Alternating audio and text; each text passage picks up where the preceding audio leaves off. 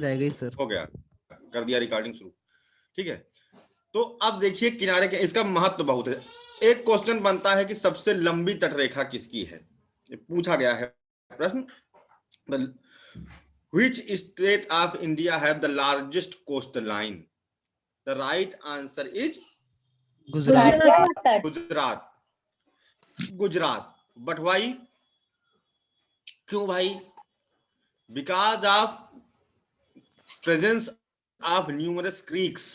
Creek मतलब होता है खाड़ी, ठीक है। बहुत कटा फटा सा कोस्ट होता है, ऐसे जिग जैक, टेढ़ा मेढ़ा, ऐसे ऐसे ऐसे ऐसे है, ऐसे ऐसे ऐसे, तो वो सब नाप जोड़ करके बहुत ज्यादा हो जाता है फिर वो, है ना। ऐसे जैसे इतना अच्छा दिखाई दे रहा है, ऐसे नहीं है। तो because of presence of numerous creeks, बहुत सारी खाड़ियों के होने के कारण इसकी जो है तटरेखा सबसे लंबी है गुजरात की। ठीक है। अच्छा, एक और खास बात यह है कि वेस्टर्न कोस्ट, हम इसको इस तरह से डिवाइड कर सकते हैं, we can divide the coastal region of India on the basis of side, western coast and the eastern coast. तो ये पश्चिमी तटीय क्षेत्र हो गया, ये पश्चिम में है। ये पूर्वी तटीय क्षेत्र हो गया क्योंकि यह पूरब में है ना। तो पश्चिमी और पूर्वी तटीय क्षेत्रों को हम लोग जो है अध्ययन करेंगे यहां पर। ठीक है, इसमें सबसे पहले हम ऊपर से नीचे की तरफ चलते हैं, है ना। एक है कोस्ट लाइन ऑफ सबमर्जेंस, है ना, मतलब कि एक है जो पानी में धंसी हुई है, कोस्ट लाइन, है ना। और एक है कोस्ट लाइन ऑफ इमरजेंस, मतलब कि वो पानी के ऊपर उठ आई है।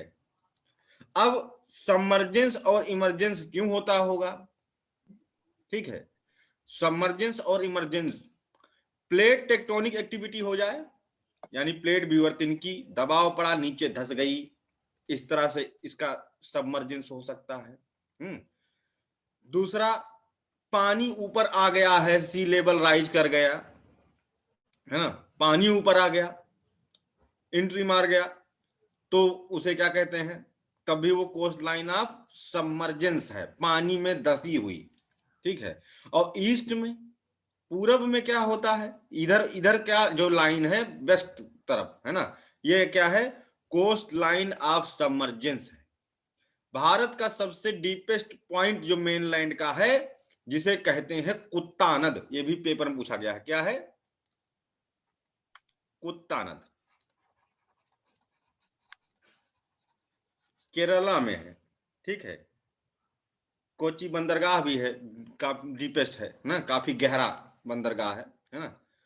तो इससे भी क्या कहते हैं, गैस हम कर सकते हैं। तो ये हो गया।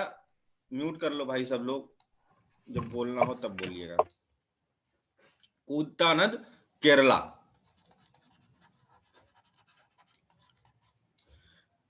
पानी में डूबा है। तो क्यों हो सकता है? Because of the plate tectonic activities and also because of the sea level rise, the resultant is the submergence of the coastland. For example the western coast of India, Bharat का पश्चिमी तटीय क्षेत्र।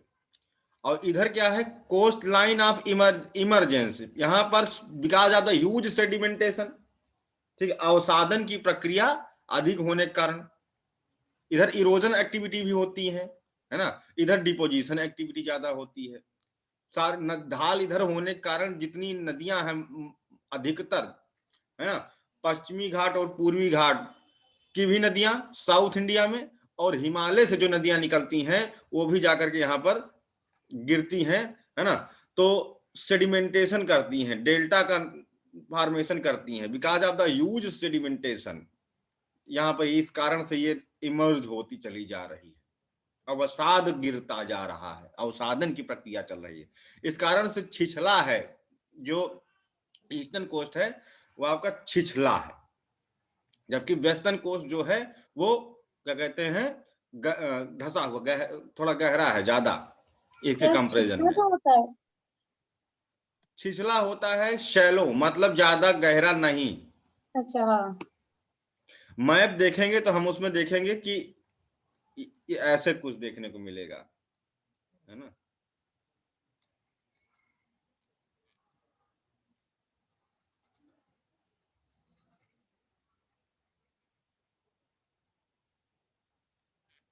किनारे किनारे पानी के कुछ ऐसे टाइप की आकृति देखने को मिलेगी। वो दिखाता है कि किधर ज्यादा फैला है, विस्तृत है, और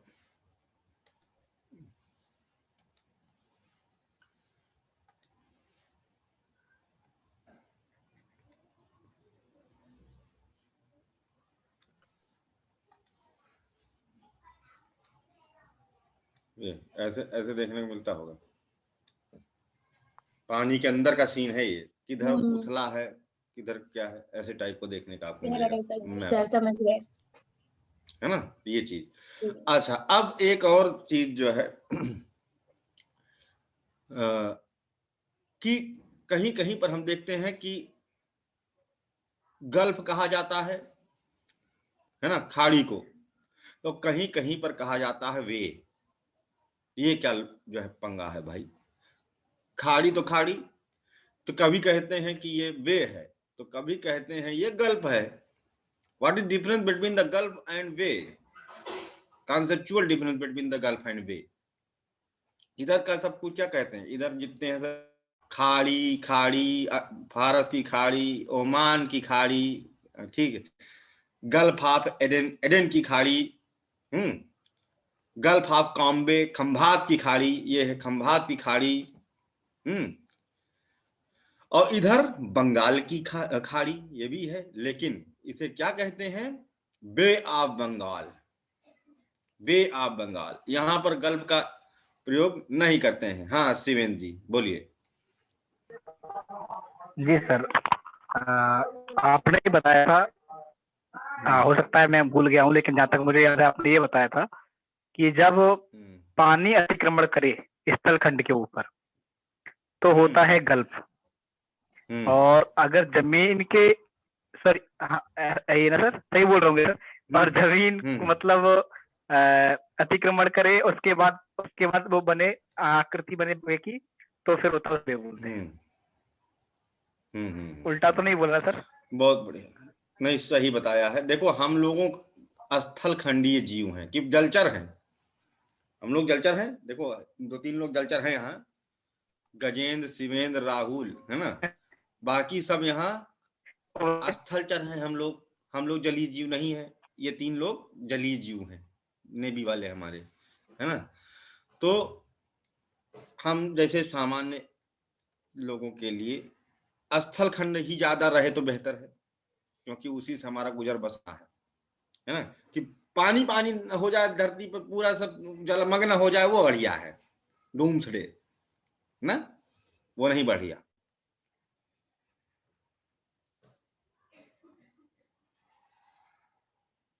ये कोई पानी है, नॉर्मल कंडीशन की भी हम लोग बात करते हैं। ये अभी क्या हुआ, ये ऐसे नॉर्मल कंडीशन है, पानी एंट्री मार गया किसी भी कारण से, जो हमने अभी बताया, किन्हीं भी कारणों से पानी जो है एंट्री मार गया यहाँ, ये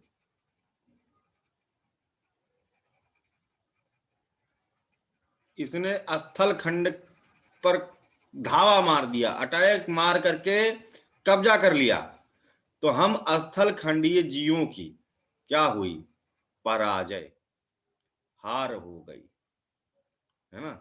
तो अब ये दिखेगा ऐसे, है ना, ये, तो अब इसे कहेंगे गल्फ, मतलब हार, ठीक। अच्छा, because of the sedimentation from the reverse, नदियों के द्वारा अवसादन हो गया, या प्लेट टेक्टोनिक के कारण, किसी भी कारण से ये धीरे धीरे आगे बढ़ गया।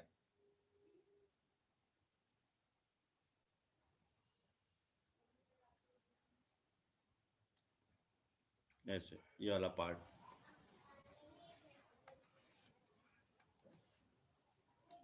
ऐसे,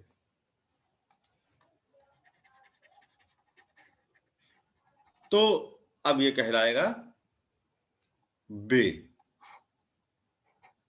है ना।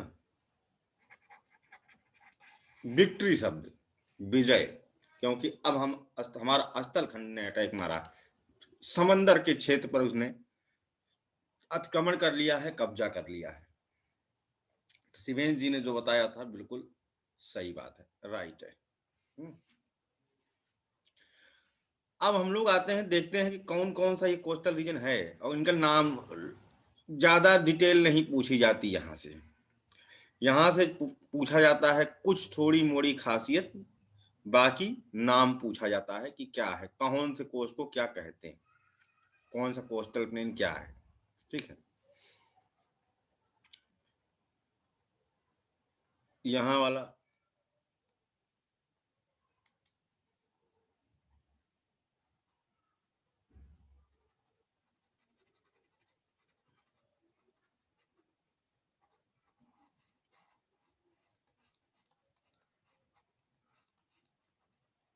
इसे कहते हैं कच्छ, और इसके ऊपर कच्छ का रण दलदली वाला क्षेत्र है ना, कच्छ। यानी ये कहाँ है, गुजरात में। ठीक, और इधर नीचे वाले को जो कहते हैं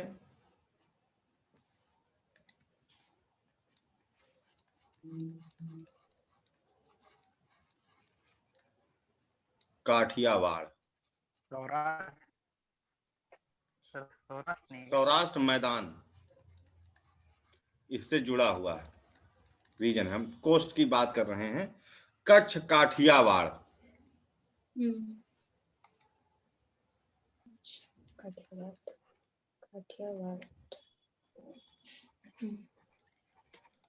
यहाँ पर ऊंट की एक विशेष प्रजाति पाई जाती है ना, जो पानी में भी तैर लेता है ना, स्थलखंड में भी चल लेता है, बाबा कहें तो फिर वो उड़ भी लेता है ना।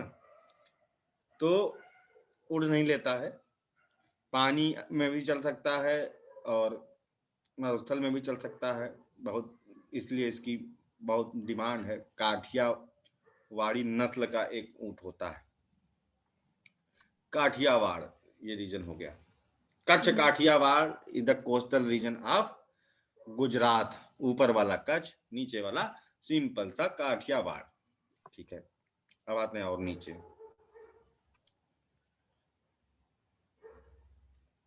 ये पश्चिमी घाट है, माउंटेन है, पर्वत, यहां से क्वेश्चन बना था यही।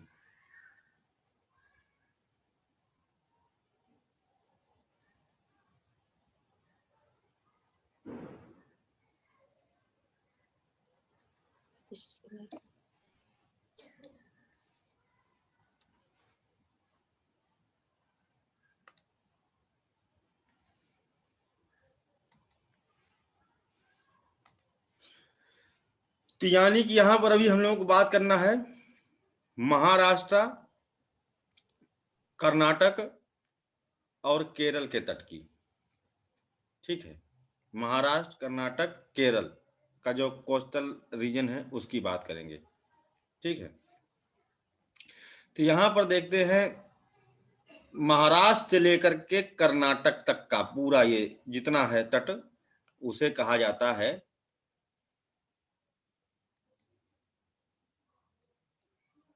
तट, और तटीय मैदान वाला जो क्षेत्र जो वेस्टर्न घाट को कनेक्ट कर रहा है। प्लेन को कहेंगे कोंकण और कोस्ट को कहेंगे कोंकण कोस्ट।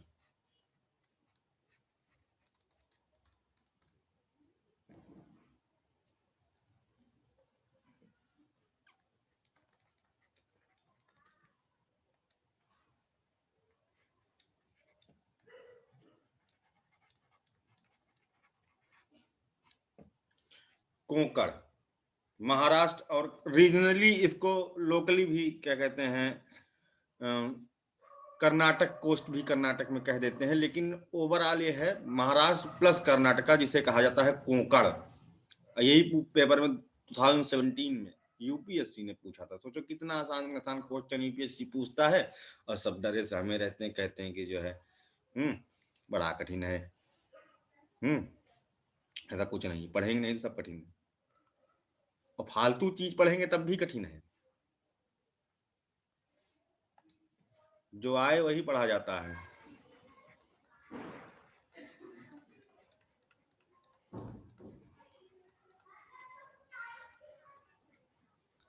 मालाबार कहलाता है केरल वाला।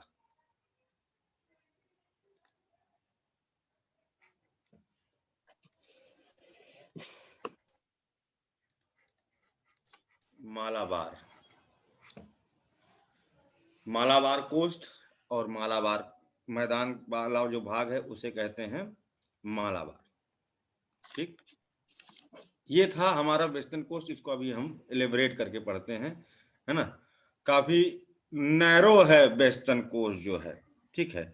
अगर हम एवरेज विड्थ की बात करें वेस्टर्न कोस्ट की, सकरा है काफी, because of the presence of mountains.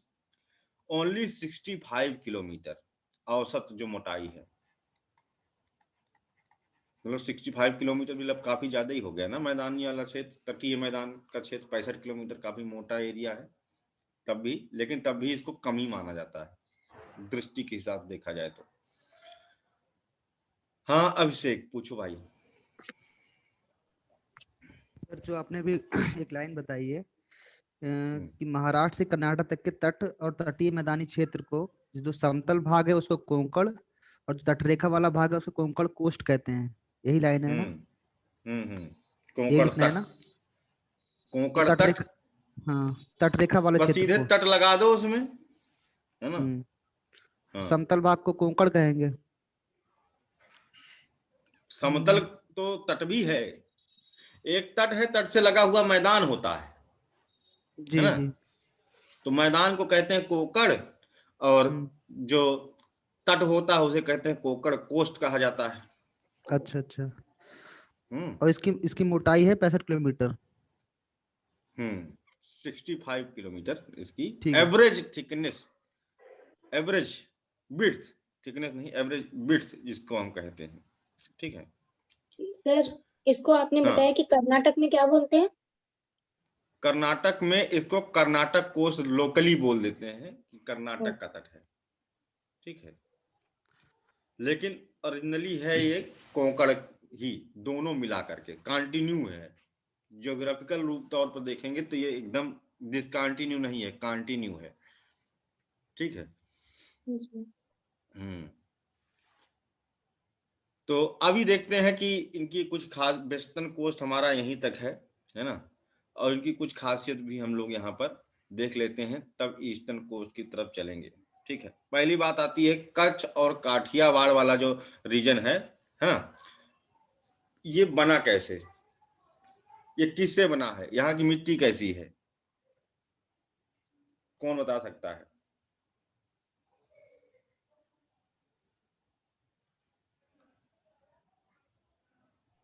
कैसी मिट्टी है? ये वाला पार्ट जो बने हैं वो वोल्केनिक इरप्शन से बने हैं, ठीक है, ज्वालामुखी अपरदन से। तो नीचे की जो मिट्टी है, जो नीचे की मिट्टी है वो है वोल्केनिक, ज्वालामुखी से बनी हुई, ठीक है, वोल्केनिक इरप्शन से, because of it mean it is the extension, westward extension of the Deccan plateau. Deccan का पठार है ये, वो भी वोल्केनिक इरप्शन से बना हुआ है, उसी का एक कंपोनेंट है, ये आगे गया है। लेकिन इसके ऊपर अब कच्छ वाला जो पार्ट है वहां पर बहुत सारा रेत आकर के गिर गया है, उसके ऊपर रेत पाई जा रही है। नीचे क्या है, ज्वालामुखी अपरदन से बनी हुई मिट्टी है, और ऊपर रेत से, रेत कहां से आ गई यहाँ? नदी बहा के लाई होगी ना? सर समुद्र से। समुद्र से सर, वो समंदर से रेत कहां से लाएंगी पूनम जी? नदी बहा के लाई किसने बोला? मैंने बोला था सर, शगुफ्ता। ठीक है, तो ये राइट आंसर है। अरावली ऊपर पर्वतमाला है, राजस्थान, गुजरात, दिल्ली, हरियाणा तक फैली हुई। वहां से 5 नदियां निकलती हैं प्रमुख, है ना, और वो इधर को भागते हुए आती हैं। बनास, बनास तो इधर नहीं आती है, केवल छोड़ दिया जाए बनास को, बाकी सब इधर को आती हैं, कच्छ के रन में डिसअपियर हो जाती हैं। एक है साबरमती, जो केवल खंभात की खाड़ी में आकर के गिर पाती है यहाँ, है ना। बाकी 3 नदियां हैं, जैसे लूनी, जिसे नमक की नदी कहा जाता है, ठीक है, नमक, साल्ट रिवर, नमक की नदी कहा जाता है। साखी साहिबी, ठीक है, लूनी, साखी साहिबी, ये सब आकर के यहाँ पर रेत फैला रही हैं, ठीक है। तो इस कारण से उसके ऊपर रेत की कबर देखने को मिल रही है, ठीक है। अभी कोरल नेशनल पार्क इसके तट से लगा हुआ घोषित किया गया है भारत सरकार के द्वारा, ठीक है। प्रवाल राष्ट्रीय उद्यान यहाँ पर अवस्थित है, ठीक है। और इसके बगल में इधर नाल सरोवर पक्षी विहार है, नाल सरोवर पक्षी विहार, थोड़ा बायोडाइवर्सिटी भी अच्छी है, होस्ट करते हैं ये माइग्रेटरी बर्ड्स को, दूसरे दुनिया से आने वाले माइग्रेटरी बर्ड्स को ये होस्ट करता है, ठीक है। जो ऊपर वाला पार्ट है ये 2 पार्ट में है, ठीक है, कच्छ वाला। एक है ग्रेट रन, दूसरा है लिटिल रन। कच्छ वाला क्या है, ग्रेट रन, ठीक है, और प्लस उस लिटिल रन, ठीक है। साउथ ईस्ट में जो है लिटिल रन कहलाता है, इसके छोटा था। काठियावाड़ वाला जो है इस ये मांडव पहाड़ी और गिरनार शिखर, ठीक है, से सेपरेट होता है।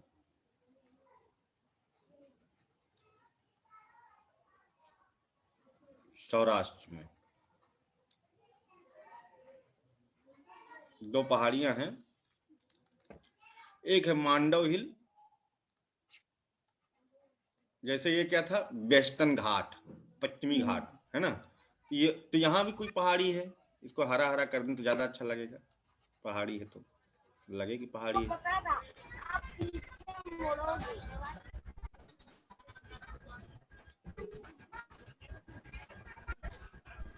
मांडव हिल,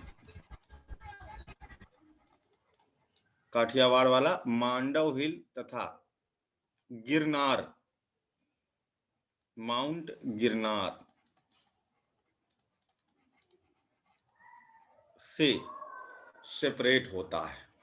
उधर पूरा गुजरात का मैदान आ जाएगा, है ना, सौराष्ट्र वाला रीजन आ जाएगा, और इधर आपका ये कोस्टल प्लेन है काठियावाड़ का, और इसको अलग कर रही है ये पहाड़ियां, मांडव हिल एंड माउंट गिरनार, गिरनार पहाड़ी, ठीक है। कितना सरल तरीके से हम लोग इसको समझ लिए। अब और नीचे आ जाते हैं, है ना।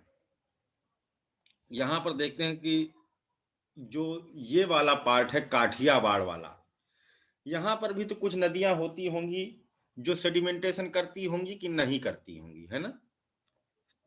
यहाँ पर भी कुछ नदियां होंगी जिन्होंने इस कोस्ट के निर्माण में सहयोग किया होगा, तो हैं आगे सर, 2 बैठनी नदी पड़ेगी हैं, तो सब क्लियर हो जाएगा। कौन कौन सी? तापी और नर्मदा। नर्मदा, तापी, माही और साबरमती ये मुख्य नदियां हैं जो यहाँ पर गिरती हैं। बाकी इनकी ट्रिब्यूटरीज कौन कौन सी? Narmada river, Tapi river, Mahi river and Sabarmati river, ठीक। नर्मदा इज द लार्जेस्ट या longest west flowing river of India, सबसे बड़ी पश्चिम की ओर बहने वाली नदी नर्मदा। देन आफ्टर तापी, जिसे हैंडमेड रिवर कहा जाता है ना, नर्मदा की जुड़वा बहन कहा जाता है, दोनों एक जैसे पथ पर चलती हैं, एक जगह से निकलती हैं। और माही जो कर्क रेखा को 2 बार काटती है, माही रिवर, ये भी पूछा गया है। ठीक, कर्क रेखा को 2 बार कट करती है घूम घूम करके। माही रिवर तीसरी सबसे बड़ी पश्चिम की ओर बहने वाली नदी माही। खास बात ये है गुजरात के कोस्ट का, काठियावाड़ रीजन का, कि ये है एस्चुअरी, इसको याद रखना। यहां पर जो नदियां आती हैं वो एस्चुअरी बनाती हैं, जबकि इधर जो नदियां जाती हैं ईस्ट कोस्ट पर जो रिवर जाती हैं वो कोस्टल रीजन में डेल्टा का फॉर्मेशन करती हैं, है ना। और इधर क्या है, जो नदियां आती हैं वो एस्चुअरी, हिंदी में क्या कहते हैं, ज्वारोदमुख, ठीक है, ज्वारोदमुख का निर्माण करती हैं। ठीक, अब भाई ज्वारोदमुख और डेल्टा है क्या, आगे चैप्टर भी है ना, लेकिन जब नदी कोस्ट पर आकर के मिल रही हो, है ना, ऐसे आ रही हो, मिल रही हो, और वहां पर सहायक नदियां माउथ पर आकर के इससे मिल रही हो, ठीक है, तो उसे कहते हैं ज्वारोदमुख। मेन रिवर ये है ना, और जब यहां पर माउथ पर आकर के गिर रही है, जहां पर समंदर में आ करके ट्रिब्यूटरीज वहीं पर इससे मिल रही हो। जबकि डेल्टा होता है कि जो मुख्य रिवर जब पहुंचती है यहां पर तो उससे बहुत सारी डिब्यूटरीज निकल जाती हैं, है ना, वितरिकाएं निकल जाती हैं, ढेर सारी ब्रांचेस में टूट जाती है river. This is difference between the estuary and delta. तो यहां पर डेल्टा का फॉर्मेशन करेगा। एस्चुअरी जो है बंदरगाह व्यवस्था वगैरह के लिए बहुत उन्नत है, ठीक है। पहला बंदरगाह ही देखा जाएगा तो यहाँ पर आजादी के तुरंत बाद हमें बनवाना पड़ा, है ना, कांडला बंदरगाह, है ना, ऊपर, ये भी गुजरात में ही बनवाना पड़ा, जिसे कहते हैं विभाजन का शिशु, क्योंकि विभाजन के बाद इसको उसकी तुरंत आवश्यकता पड़ी थी, ठीक है, चाइल्ड ऑफ सेपरेशन, ठीक, विभाजन का शिशु कहलाता है। कौन सा बंदरगाह, कांडला। और देखा जाए तो वेस्ट कोस्ट बहुत अच्छे हैं बंदरगाह व्यवस्था के लिए, ठीक है। और यहां पर क्या है, खंभात की खाड़ी, ये है गल्फ ऑफ कॉम्बे,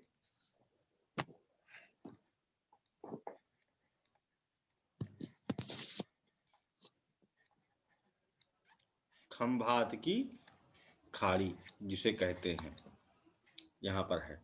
यहां पर एक बहुत बृहद एस्चुअरी देखने को मिलती है। और ये क्या है, ये ओखा, ठीक है, ओखा है। यहां पर बीच में ओखा कोस्ट क्या करता है, ओखा तट बीच में है। It connect Kutch to Kathiawar, बहुत इंपॉर्टेंट, ठीक है। ओखा क्या करता है, it connect Kutch to Kathiawar.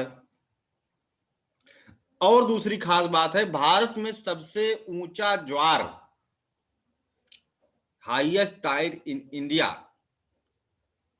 Received by the Okha coast. Okha तट ही सबसे ऊंचे ज्वार प्राप्त करता है, ठीक है। यहां पर इसलिए थोड़ा सा एकदम वो हो गया है, प्लेन चिकना हो गया है रीजन, काट कट के ज्वार के कारण, ठीक है। और ज्वार के कारण ही कट कट करके ये अंदर धंसता भी जा रहा है, और जबकि ये बाहर को आता जा रहा है, ये बाहर को आता जा रहा है ना, ये अंदर को धंसता जा रहा है। ये जो है because of the huge tidal activities, और ये धीरे धीरे सेडिमेंटेशन के कारण आगे को बढ़ने की कोशिश भी कर रहा है, ठीक है। तो ये दो खास चीजें थी इसके बारे में जो हमने जाना समझा। और एस्चुअरी डेल्टा में क्या अंतर होगा ये भी देख लिया। वेस्ट कोस्ट में मैंग्रोव्स की विशेष प्रजातियां पाई जाती हैं। इधर भी मैंग्रोव तो दोनों तरफ डेल्टा में भी पाए जाते हैं, है ना, और एस्चुअरीज में भी मैंग्रोव पाए जाते हैं। डेल्टा में जो मैंग्रोव पाए जाते हैं क्योंकि मिट्टी का आधार है उनके पास, ठीक है। एस्चुराइन मैंग्रोव्स आर डिफरेंट, बड़ा यूनिक सा फीचर देखने को मिलेगा, अभी हम लोग देखेंगे, है ना। इसमें क्या होता है, जो आपका डेल्टा पे जो मैंग्रोव होते हैं ऑलरेडी वहां पर स्थल खंड है, तो उनको पानी में डूबने का कोई बहुत ज्यादा खतरा नहीं है, वो मैंग्रोव वहां पर उगे हुए हैं। मैंग्रोव उगते हैं जहां पर जो है खारा पानी और स्वच्छ पानी आपस में मिलता है, नदियां स्वच्छ पानी लेके आ रही हैं और समंदर का खारा पानी जहां आपस में मिल रहा है, वहां पर मैंग्रोव जो है उगते हैं। लेकिन एस्चुअरी में जो मैंग्रोव पाए जाते हैं ये बड़े यूनिक है भाई। अब देखो कैसे, क्योंकि यहां पर वो अंदर काफी धंसा हुआ है, नीचे बैठा हुआ है। और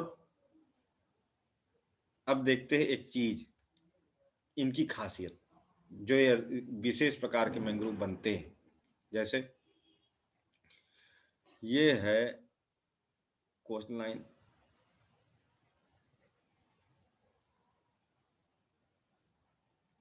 ये है समंदर। धीरे धीरे डिपोजिशन तो हो गया है यहाँ पर, उतना नहीं।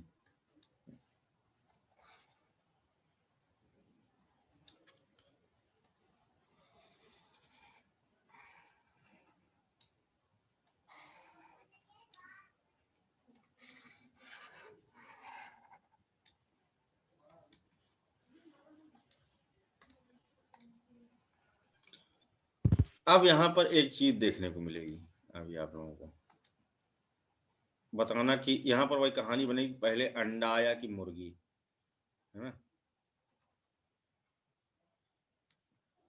अभी आप लोग बताना कि अंडा पहले आया कि मुर्गी आई। सर हाँ, तुम जो पहले बता दोगे ना। हाँ नहीं वो छोड़ो, हाँ एक हाँ लाइन हाँ एक लाइन बता दो जरा।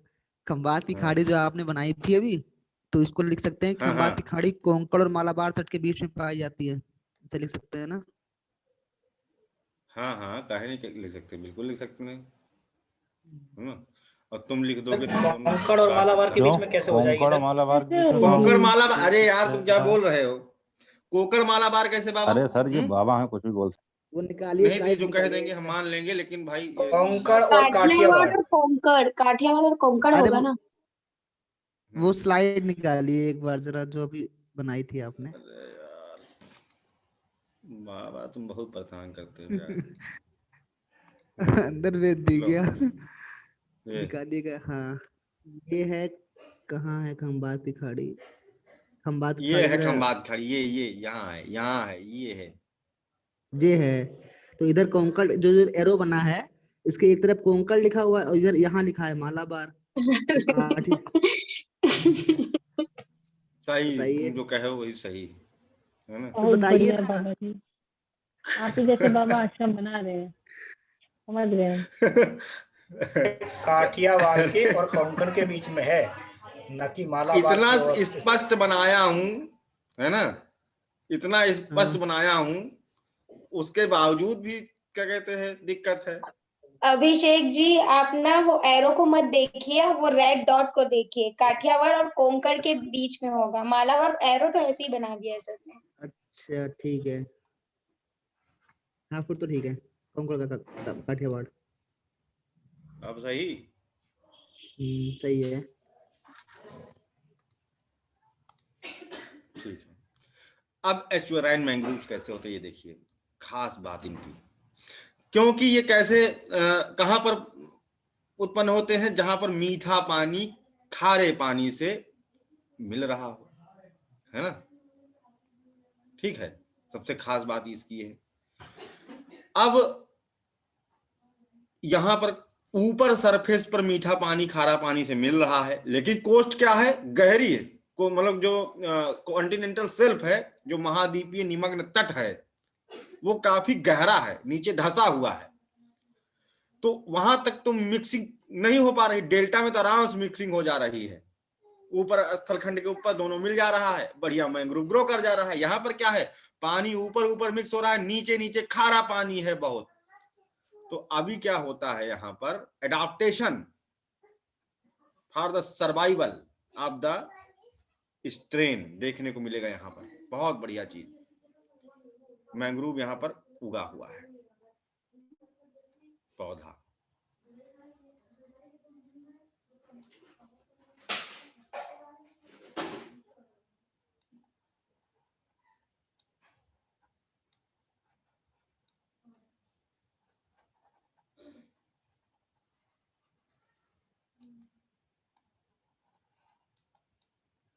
ऐसे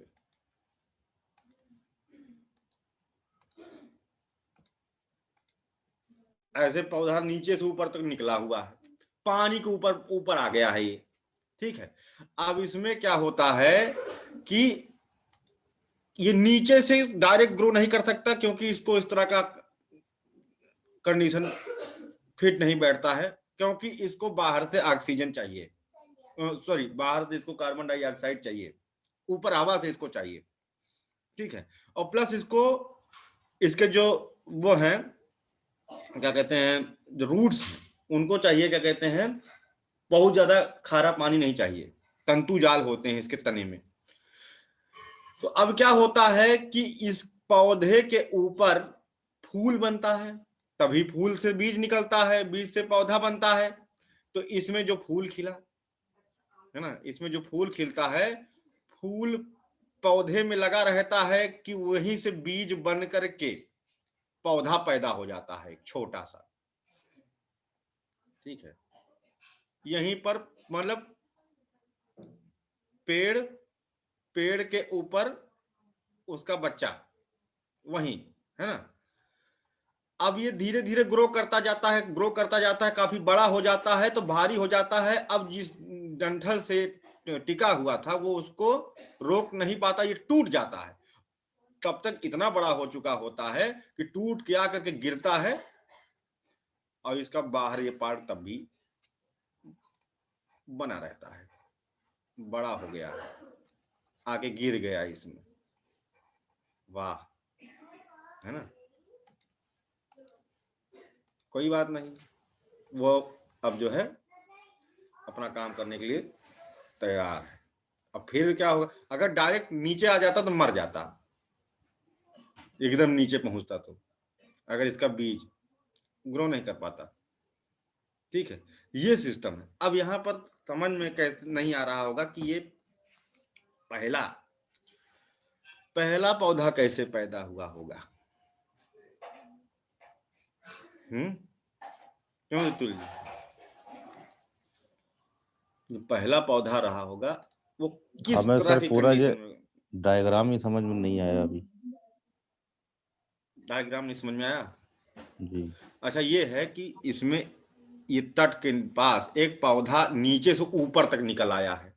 जैसे पानी है ना, पानी है, पानी से ऊपर तक ऐसे, ये देखो तो पानी की लेयर है, ये पौधा है, ठीक है। ये इसका मिट्टी का बेस है, नीचे इस पर पौधा निकला हुआ है। इसको नीचे मिट्टी का बेस भी चाहिए और ऊपर इसको खुला हवा भी चाहिए, ठीक है। तो अब क्या है कि अगर इसका बीज नीचे गिरता है तो मर जाएगा, ठीक है, आधार उसको नहीं मिला। अभी क्या होता है, इसके ऊपर ही इसके जो मतलब डाल है उसी के ऊपर फूल खिलेगा, एक छोटा पौधा विकसित होगा, वो बड़ा हो जाएगा, काफी बड़ा हो जाने के बाद टूट जाएगा और जाके नीचे धंसेगा सीधे मिट्टी में, और उसका बाकी पार्ट बाहर, है ना। तो इस तरह से वो जिंदा रहता है। अब यहाँ सोचने की बात है कि पहला वाला पौधा कैसे बना होगा। अभी क्लियर ऐसा रहा जी, ऐसा रहा होगा यहाँ पर, क्योंकि ये अंदर की तरफ ये क्षरण हो रहा है टाइड की वजह से।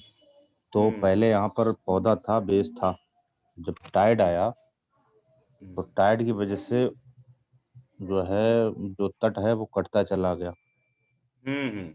इस तरह से पहला पौधा रह गया होगा यहाँ, और इसने फिर अपने आप को अनुकूलित कर किया है।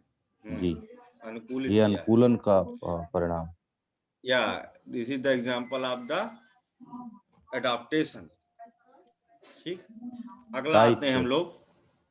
भौतिक सर भौतिक सर adaptation। हाइड्रा में यही तो होता है सर, हाइड्रा जो होता है नहीं, हाइड्रा हाइड्रा पानी के adaptation अंदर नहीं रहता है, करता। वो इतना छोटा सा नन्ना सा होता है हाइड्रा की, देख नहीं सकते हो तुम भाई। हाइड्रा को कहाँ, ये पेड़, वो पेड़ है, नहीं, वो हाइड्रा वो छोटा चीज सा है। वो चीज हाइड्रा नहीं पेड़ कह नहीं रहे। होता, हाइड्रा जंतु होता है, एनिमल है अभिषेक नहीं जी। वो बात, वो चीज ठीक है, हम उसकी बात कर रहे हैं जो इस तरीके से एक इसमें वेजिटेटिव रिप्रोडक्शन होता है ना, कायिक जनन, इसी तरीके से होता है सर, या तो मैं नाम कुछ और बोल रहा हूँ।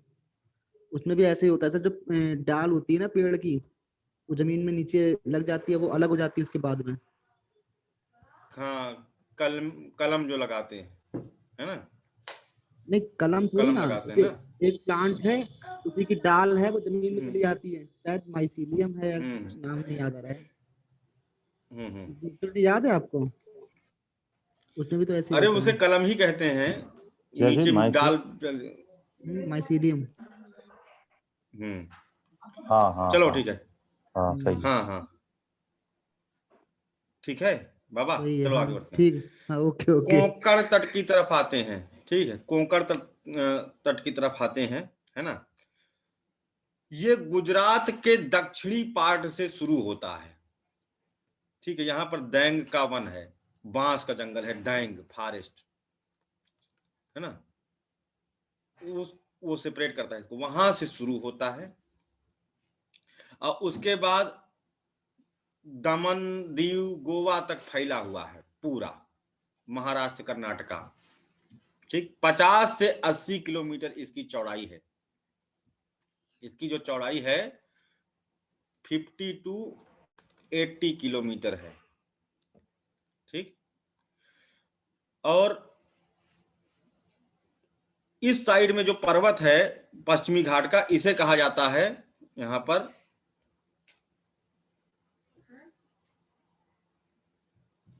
इतनी दूर तक पर्वत का भी दूसरा नाम होता है सह्याद्री। यानी इसको सेपरेट करती है दक्कन के पठार से। कौन, इधर दक्कन का पठार है, इधर पश्चिमी घाट है, लेकिन पश्चिमी घाट को यहां तक कहते हैं सह्याद्री। कर्नाटक महाराष्ट्र में कहते हैं सह्याद्री, और केरल में इसे कहा जाता है सह्या पर्वतम। यही पेपर में क्वेश्चन में आया था इस बार। और तमिलनाडु में कहा जाता है इसे नीलगिरी। हालांकि जब माउंटेन पढ़ेंगे तो इसको डिटेल पढ़ेंगे। तो यहाँ पर हमको बात करती है मालाबार को जो है सेपरेट करता है सह्या पर्वतम, है ना, डेक्कन प्लेटू से। और सह्याद्री सेपरेट करती है वेस्टर्न घाट की जो है कोंकण को, ठीक है, कोंकण को। और साथ ही साथ थाने क्रीक है यहाँ, थाने की खाड़ी महाराष्ट्र में काफी फेमस है, थाने क्रीक, थाने की खाड़ी, मुंबई के पास, है ना। ये बहुत ही महत्वपूर्ण है, नेचुरल हार्बर है ना,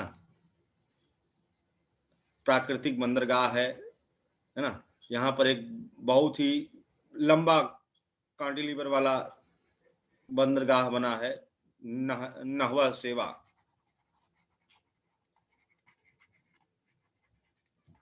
बंदरगाह है वहां पर। बाकी जब पढ़ेंगे बंदरगाह तो उसमें हम लोग इसको पढ़ेंगे, भारत के बंदरगाह, ठीक है। वहां से भी कभी कभी क्वेश्चन मिलान करने के लिए आ जाते हैं, कौन सा बंदरगाह कहाँ पे है, ठीक है। तो ये था, तो इसका हो गया। अब बात करते हैं कर्नाटक वाले की तरफ, देखते हैं कि यहाँ क्या कुछ खास बात है। इधर तो महाराष्ट्र वाले रीजन में तो यहाँ थाने क्रीक देखने को मिल गया। ट्रेड एंड कॉमर्स का इंपॉर्टेंट सेंटर है ये, व्यापार एवं वाणिज्य का प्रमुख केंद्र है। मुंबई जानते ही हो भाई, है ना, economic capital of India. Karnataka वाला जो कोस्टल प्लेन है, इसकी जो एवरेज विड्थ है वो थोड़ा कम है ना, 30 से 50 किलोमीटर है यहाँ पर। यानी ऊपर से थोड़ा सा ऐसे होता चला रहा है, नैरो, है ना, 30 टू 50 किलोमीटर है इसका, ठीक है, एवरेज। अब यहाँ पर एक बहुत इंपॉर्टेंट चीज देखने को मिलती है, सारावती रिवर आती है और लक्ष्मण तीर्थ, कई सारी भरत पूजा, पुण्य पूजा नदियां मालाबार की तरफ आती हैं, है ना। और लक्ष्मण तीर्थ नदी 2014 यूपीएससी प्री का प्रश्न, ठीक है, रहा लक्ष्मण तीर्थ बेस्ट फ्लोइंग रिवर पूछा था कि कौन सी है इसमें पश्चिमी घाट की, तो लक्ष्मण तीर्थ पूछा था, ठीक है। ये भी आकर के यहाँ गिरती है, सारावती रिवर आकर के गिरती है। सारावती रिवर का बहुत बड़ा कर्नाटक में, कर्नाटक वाला जो रीजन है वहां पर ड्रेन करती है सारावती रिवर।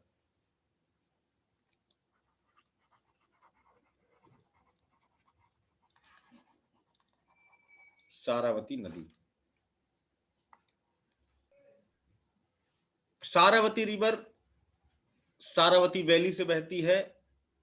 कर्नाटक में एक पहाड़ी है वेस्टर्न घाट के वेस्टर्न स्लोप पर, अगुम्बे, ठीक है, अगुम्बे,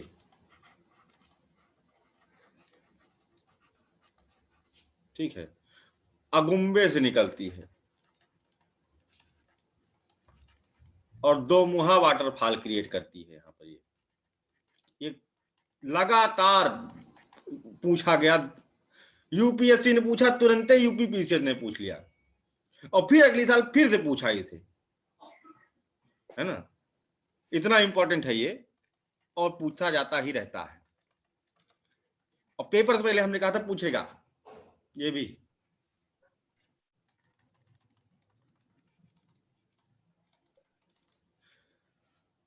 सबसे पहली बात तो यहाँ पर रेनफॉल बहुत अच्छी होती, मोर देन 250 सेंटीमीटर। क्यों? क्योंकि ये विंडवर्ड स्लोप पर है, हवा आई चढ़ी सीधे ऊपर, कंडेंसेशन हुआ, खूब बारिश की, है ना, यहाँ हैवी रेनफॉल होती है। तो इस कारण से wettest place of south India यहाँ पर मालगुडी,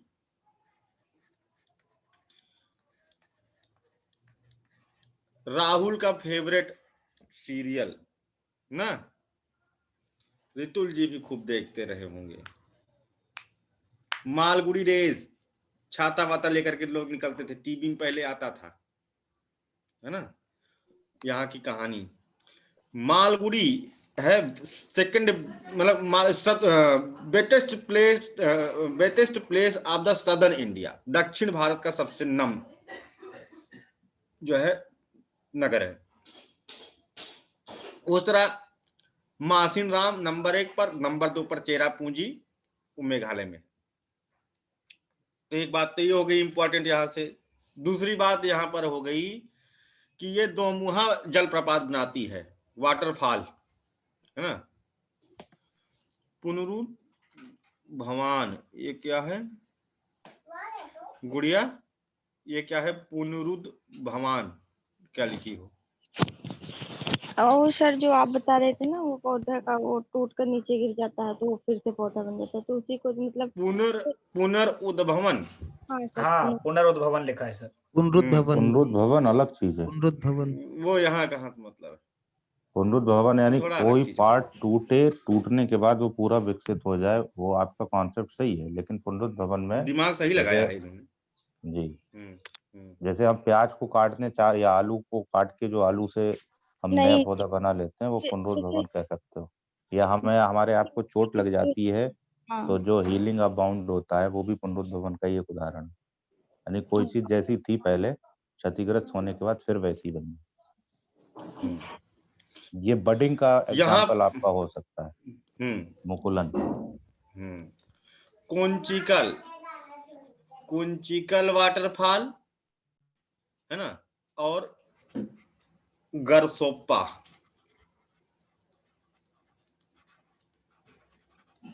या जोग भी इसे कहते हैं ये, या फिर महात्मा गांधी वाटरफॉल भी कहा जाता है, जोग या गरसोप्पा या Mahatma Gandhi. Kunchikal highest waterfall of India, यही वाला पूछा गया था पेपर में, ठीक है। काफी समय तक यूपीपीसीएस गरसोप्पा को मानता था हाईएस्ट, लेकिन जब ये अपडेट हुआ, यूपीएससी ने इसको कुंचिकल ठहराया, तो उसके बाद क्या कहते हैं, यूपीपीसीएस ने भी कुंचिकल को माना। ठीक है, ये हाईएस्ट है, कुछ मीटर ज्यादा ऊंचा है, गरसोप्पा से 2 मुहा जलप्रपात है। कुंचिकल हाईएस्ट, सेकंड नंबर पर गरसोप्पा या जोग वाटरफॉल, जिसे महात्मा गांधी वाटरफॉल भी कहते हैं, यह देखने को मिलता है। और यह नदी जाकर के यहाँ पर इस प्लेन के निर्माण में सहयोग करती है। ठीक है,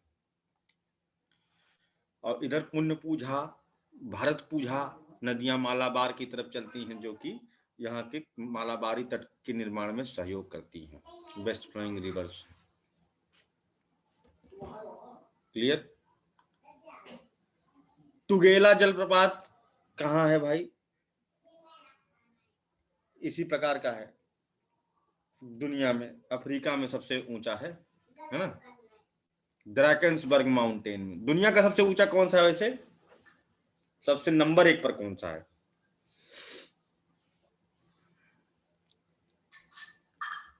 एंजल, वेनेजुएला में एंडीज माउंटेन पर है एंजल वाटरफॉल। ठीक है, सबसे ऊंचा है। ठीक है, 979 मीटर। फिर दूसरे पर तुगेला ड्रैकेंसबर्ग माउंटेन, अफ्रीका में। नाम याद रखना, मिलान करने के लिए आता है, साउथ अफ्रीका में ड्रैकेंसबर्ग माउंटेन पर तुगेला जलप्रपात। और भारत का कॉन्चिकल हो गया। ठीक है, तो इस केरल का मैदान हमने देख लिया। केरल में बहुत बड़े पैमाने, ये थोड़ा सा बायोडाइवर्सिटी और कुछ यूनिक कल्चरल एक्टिविटीज के लिए फेमस है। यहाँ पर बहुत खास चीजें देखने को मिलती हैं। लगून लेक, लगून झील पाई जाती है। कल वाली क्लास में हम लोगों ने लगून क्या होता है पता डिस्कस किया था। And back water lake. ठीक है, लगून झील,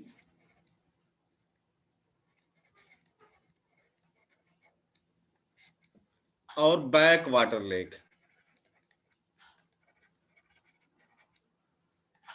देखने को मिलती हैं कई सारी।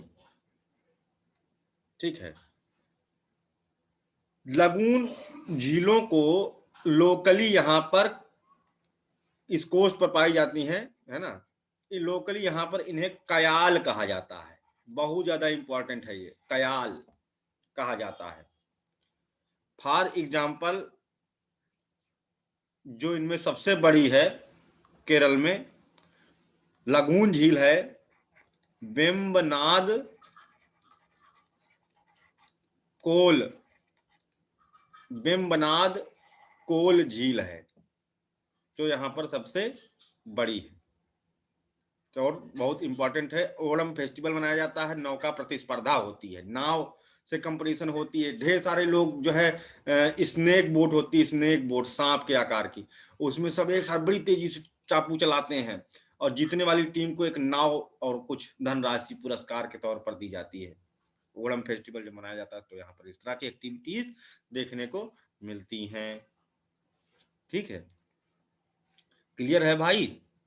अब एक चीज नहीं क्लियर होगी यहाँ, what is difference between the lagoon lake and back water lake ना। एक चीज ये नहीं क्लियर हुई होगी, देख लेते हैं।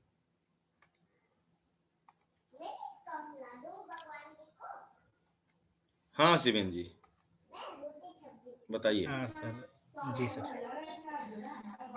लगून लेक सर, मेरे हिसाब से वो जो मैं पढ़ा था कि हाँ, जिसमें सर समंदर के जो पानी होता है की आवाजाही होती रहती है सर। समंदर के पानी जो होती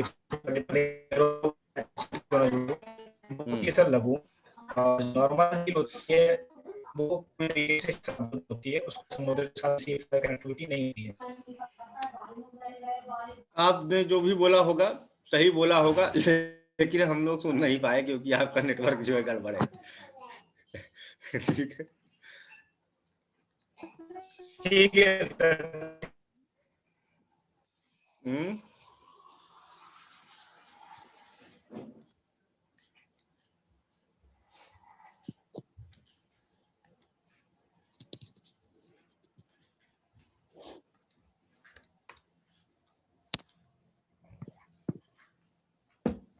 जैसे मान लीजिए कि यहाँ पर कोई क्रीक है या कुछ है, कैनप क्रीक है, कोई रिज है, ओसनिक रिज है, ऐसे, ठीक है। या फिर कोरल से, कोरल रीफ यहाँ पर है, इसके बारे में चर्चा कर चुके हैं, ऐसे कोरल रीफ है। तो इनके बीच जो पानी भरा हुआ है वो तो हो गई लगून लेक, लगून झील हो गई। लेकिन टाइड के कारण पानी आता है अंदर, ये तो हो गया कॉन्टिनेंटल शेल्फ पर, कोस्ट के बाहर लगून झील बन गई है। लेकिन दूसरा क्या है कि जैसे सेडिमेंटेशन होता रहता है, कोस्ट चेंज होता रहता है, टाइड आते रहते हैं, और उस कारण से यहाँ पर कुछ ऐसी स्थिति, कोई ऐसी दशा बनी हुई है, अवरोध टाइप। लेकिन टाइड से आ गया वहां पर पानी, है ना, और टाइड पीछे चला गया, ठीक, टाइड पीछे चला गया, लेकिन टाइड आया पीछे चला गया, लेकिन पानी उसका जो है इसमें भरा हुआ है, या कभी बाढ़ आई तो पानी इसमें आ गया, है ना, वो आया वापस चला गया, बैक वाटर लेक। अब यहाँ पर ये क्या है, कोस्ट के अंदर है, ये कोस्ट के बाहर है। ये दोनों ही फीचर वहां पर बड़े पैमाने पर देखने को मिलते हैं। इसके साथ ही हम जो है आज का प्रवचन जो है समाप्त करते हैं। अब बात आती है कि ईस्टर्न वाला कल पढ़ेंगे हम लोग। मालाबार कोस्ट की चौड़ाई लगभग 75, हाँ अभी डाउट क्लियरेंस पर आते हैं हम लोग, 75 किलोमीटर की करीब है मालाबार तक की। और खूब बढ़िया क्या कहते हैं यहाँ पर वो पाए जाते हैं आपके नारियल वगैरह के, इलायची वगैरह की, मसाले की खेती के लिए बहुत फेमस है ये वाले जो क्षेत्र हैं। हाँ प्रिया जी ने कुछ पूछना चाहती हैं, पूछिए। सर ये थाल घाट और भोर घाट, पाल घाट एक बार कंफर्म कर दीजिए कहाँ पे है, किसको बोलते हैं? थाल घाट, भोर घाट, पाल घाट ये अभी पढ़ाया जाएगा आपको, जब पढ़ाएंगे पश्चिमी घाट तो उसके दर्रे हैं, ठीक है। Okay okay sir. हाँ थाल घाट, भोर घाट, बहुत, ये केवल यही नहीं है, और भी बहुत है ना, पाल घाट, ठीक है, कई सारे दर्रे हैं। हाँ ये आगे का चैप्टर है और टाइम लगेगा 10-15 मिनट, अभी दूसरी क्लास भी शुरू करनी है। हाँ तो इसको हम आगे पढ़ाएंगे तो उसमें डिटेल में बना करके, ड्रा करके बताएंगे, ऐसे मजा नहीं आएगा, ठीक है। Okay sir okay. सर एक छोटा सा क्वेश्चन मेरा था, आपने लूनी, साखी, सावदी और साबरमती ये बताई थी, एक झील एक नदी का नाम रह गया था सर, जो 5 नदियां आपने बताई थी अरावली पर्वतमाला से निकलती हैं, कटियावाड़ा, कच्छ कटियावाड़ा क्षेत्र में जो बहती हैं, उनमें एक बनास, बनास, ये दिख रहा है ना, लूनी, साखी, साहिबी, साबरमती, है ना, बनास, बनास। इसको ऐसे याद रखिए, बालू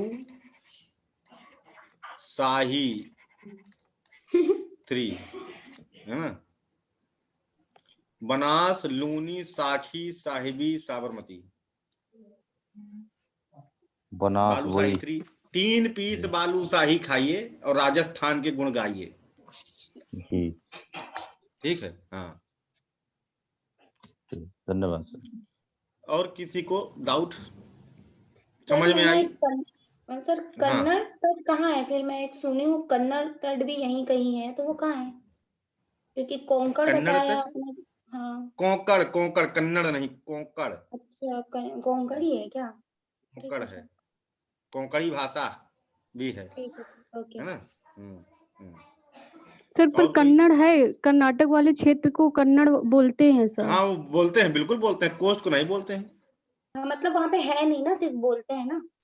हाँ ओके, वही कंफ्यूजन हो रहा नहीं, था। कन्नड़ रीजन भी है ना? कन्नड़ तट है सर। हाँ कोस्ट नहीं है। कर्नाटक वाले कन्नड़ कह सकते हो, कर्नाटका कोस्ट को, लेकिन कहीं ऐसा एनसीईआरटी में नहीं लिखा गया है, ठीक है। Okay sir. धन्यवाद आप लोगों का। Thank you sir. सर ममता जी भी आई हैं। ऑप्शनल ममता जी समझ में आया कुछ?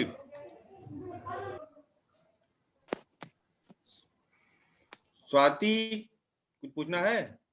No sir. Shweta ji, S नाम के बहुत सारे लोग हैं। साधना, एम नाम से केवल ममता जी हैं अकेले, बस एल से लक्ष्मी जी हैं और कोई नहीं है। सर जो ये चलिए ठीक पांचों है। नदियां आपने सर एक चीज बताइए ना, बनास के लिए ऑप्शनल आपने अभी जल्दी शुरू बताई करते, तुरंत थी। ही थोड़ी पानी पियेंगे फिर 5 मिनट में शुरू कर देंगे ऑप्शनल। ठीक है सर। ठीक है सर बनास के लिए कुछ आपने स्पेशल बताया था, बनास शायद यहाँ नहीं आती है, कुछ ऐसा बताया था अभी। बनास देखो, ड्रेनेज पैटर्न पढ़ा देंगे। बनास जो अच्छा। है चंबल की सहायक नदी है, अभी पढ़ाएंगे तो सब क्लियर हो जाएगा। ठीक है, ठीक आगे है sir. Chapter drainage pattern. Okay. Chambal की सहायक नदी वो यहाँ समंदर में नहीं गिर रही है आकर के, यहाँ डायरेक्ट। ठीक।